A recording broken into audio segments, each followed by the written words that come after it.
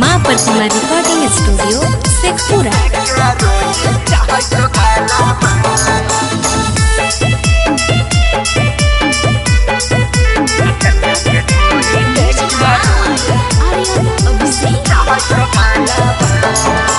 जब से रजगीराबा में लगलई मेलाबा तब से करे लगलई सैया सखीना टलीलावा।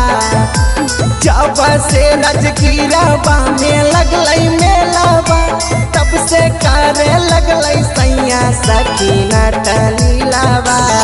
थिएटर में जाके रोजे झाड़ दे है तेलाबा। थिएटर में जाके रोजे झाड़ दे है तेलावा। नचनिया के ढोरी देखे रोज चाहे तो गालाबा। मौगी रहते बाईजी पे लूटाब है पीलाबा। नचनिया के ढोरी देखे रोज चाहे तो गालाबा।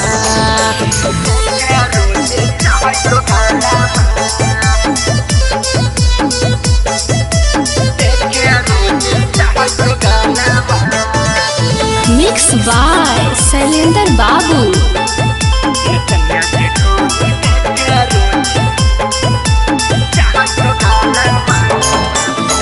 बोल के उजा है बाकी आप नहीं नातिया। हम चढ़ल है जा बनिया गिरते रह रात भर पानिया।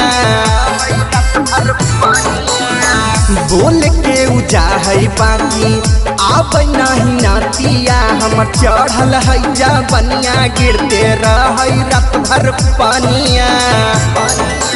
करिए कुछ की बंद हो जाए वो कर खेलाबा।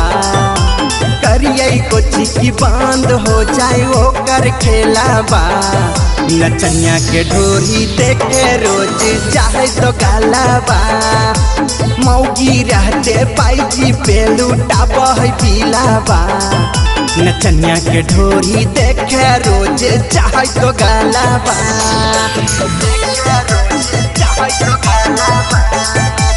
माँ प्रतिमा रिकॉर्डिंग स्टूडियो शेखपुरा।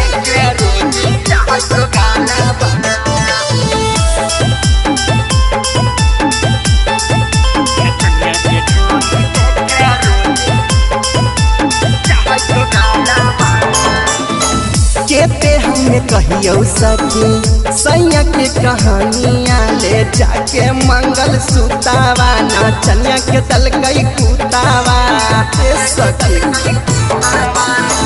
केते हमें कहियो सखी सैया के कहानियाँ ले जाके मंगल सुतावा। नचनिया के दल गई कुतावा। राज मुकेश खीरी से देवरा कई हालावा। राज मुकेश खीरी से देवरा कई हालावा।